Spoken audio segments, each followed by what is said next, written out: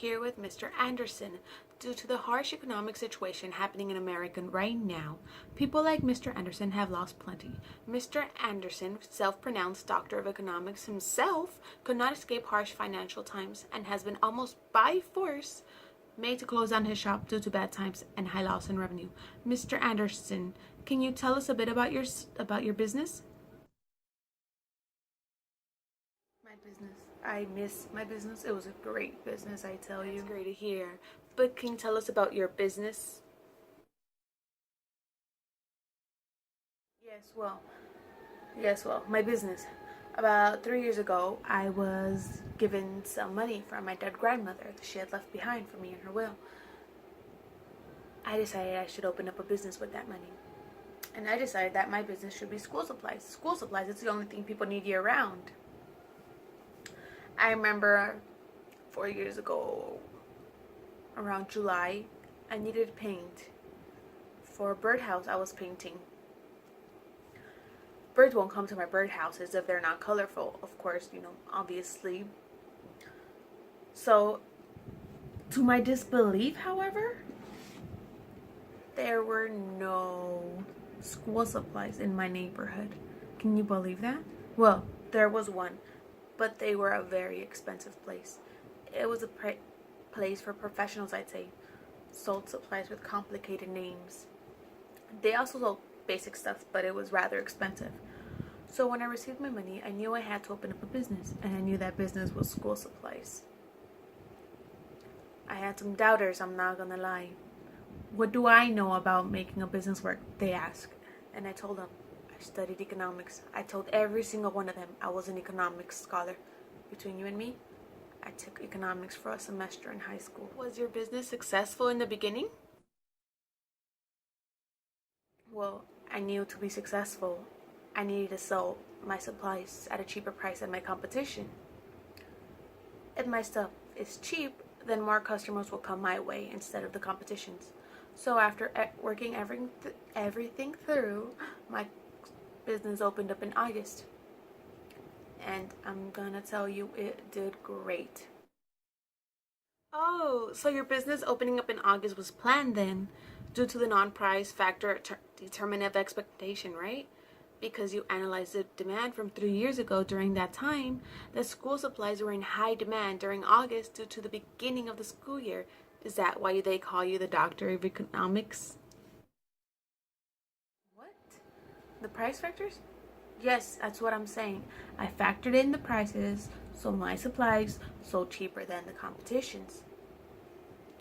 More customers came to me that way, obviously. That's not what I meant, but it's fine.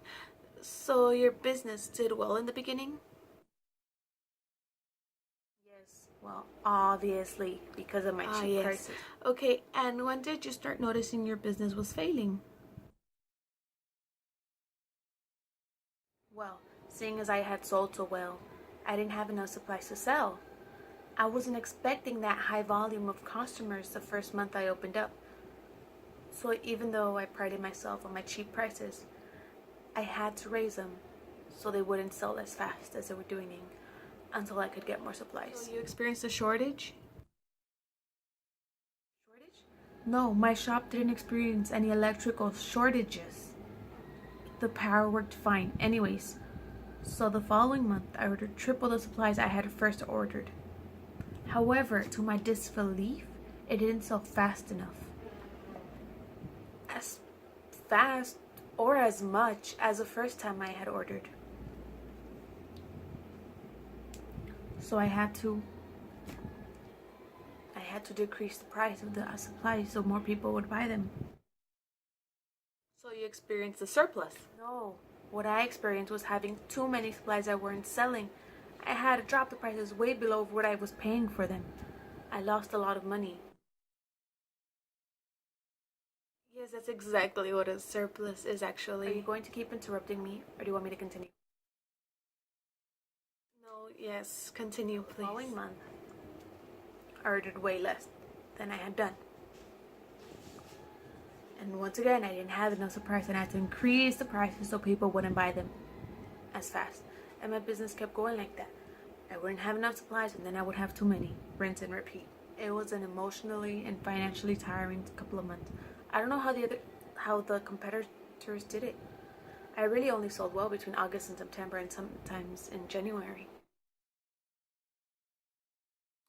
That must have been because of the demand increase in those months due to the start of the school year in August and the beginning of spring semester for college kids, which in turn caused the demand to shift. Why are you repeating everything I'm saying? I just want to make sure that's what you mean. Yes, if I'm saying it, then that's what I mean. Anyways, I hate to admit it, but I needed some help, so I asked a friend what I should do. You took a positive approach to your business then? Yes, positive approach, even if things were looking negative. For my business, I took a positive approach. You have to stay positive. That's not. So my friend told me that I should change my prices according to the competition.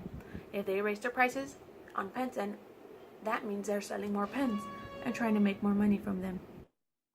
Wait, is your friend an economist? Does he study the market? No, he's a close friend, and I trust his opinion. Oh, then it's a normal approach because instead of taking facts that can be proven, data, you took advice and opinions from a friend where he recommended you do this that had not been proven to work in the market. Call it what you want. I approach the situation with a positive attitude. If positive attitudes aren't not normal, then I must be abnormal. That's not. However, I tried this method. However, whenever I increased my prices, customers didn't seem to change after my supplies. Like my friend said it would. And when they decreased their prices, my friend told me I should decrease mine because that meant that cheaper prices meant that the quality of the product must be cheap. So I should have done the same. So I did. So I followed suit. Yeah, when I did that, people bought more supplies. It's like things were backwards for me. Wait, why are you called a doctor of economics? Well, I gave myself that name because I was able to positively approach the negative situations and bypass them. Sadly, I had to take out a loan from the bank whenever I sold items at too low of a price and lost money and had to pay back my supplier. So sadly, I had to close because I couldn't pay the bank back. Yada yada yada, and that's how I got here. Sadly, the story of my business ends here. I really have no one to blame but myself. I should have known the system was rigged against people like myself, against the little people trying to make it in this harsh world. First, actually, that is still not what positive approach means. Second, law of demand states that when price goes up, quantity demanded goes down, and when price goes down, quantity demanded goes up. It's common sense, really. The advice your friend told you was horrible. He has no knowledge of how the system works at all, or how the market works at all. And like you said, you are to blame for your failure. Not because the system is rigged, but because you know nothing about anything. I don't know why you entered the market with little to no knowledge. Third, the other store probably raised and lowered their prices because of possible shortages and surpluses they might have suffered, which can result from various things. For instance, a shortage can result from some unforeseen event like a boat sinking that was carrying all the supplies. A surplus could have been because a number wrongly entered in an order form, like 5,000 instead of 500. Fourth, you should know this because you experienced shortage and surplus because due to your speculation, you suffered from shortages and surpluses during the beginning of your month. Fifth, it's really a miracle your business survived for so long and you only had one competitor. If you had more than one, you would have been eaten alive. Please do us a favor. Please do Americonomy a favor. Never start a business again. And don't ever call yourself Doctor of Economics.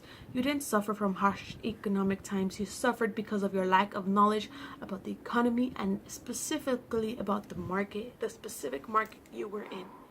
Thank you for your time and have a good day, sir.